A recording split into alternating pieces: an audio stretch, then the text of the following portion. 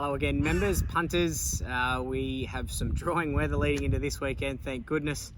Hope everyone out there that is watching was safe, or families were safe throughout, because it was one heck of a week, that's for sure. So, look, I've done this form on sort of soft, worst side of soft. So, give or take a bit, just what we really need is the scratchings to be few and far between, so the prices stay. Otherwise, deductions could be very small fields. So bear with me. This week I haven't made too many good things, as you'll see reading the form that I've done.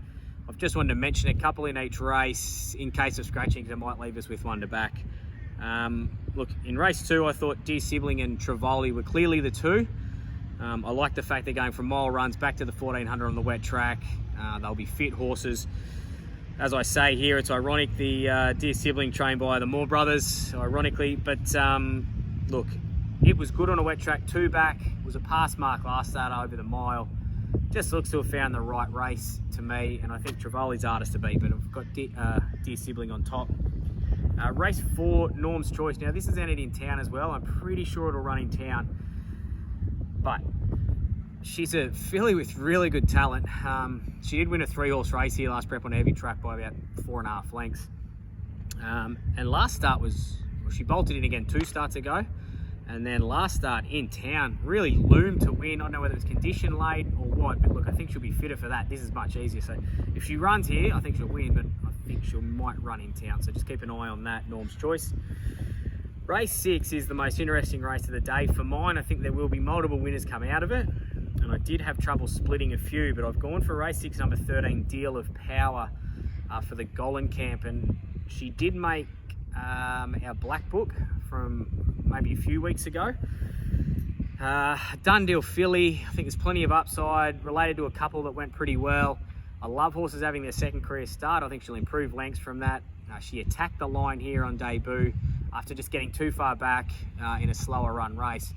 I don't mind the form out of that race, and I think this is the horse from it that will improve. So it was pretty hard for me to go past her. I think she'll run really well, Deal of Power, but look, I do want to respect Column from the Guy stable. No doubt it does have a billy, been very hard to catch, but it's the rock hard fit horse off 1800 metre races back to 14. But if it does become a slog, it's the fit horse that can be hard to beat. But Deal of Power on top from Column. Max Kalem is a horse that will be winning races. I've just been on the last 2, so it's hard for me to forgive it and go again in race 6. Look, race 7, I thought there was a couple here. True Blue Tango, if we do get that drying track, if we get to soft ground, True Blue Tango I think is the best horse and the one that they all have to beat. Good speed. Been a long time off the scene, which isn't ideal first up. It's 1,000 metres and it did run similar last prep off a similar break. So True Blue Tango, if we get to that. September Girl's the real mudlark. If it's a very wet track, for some reason it stays very wet.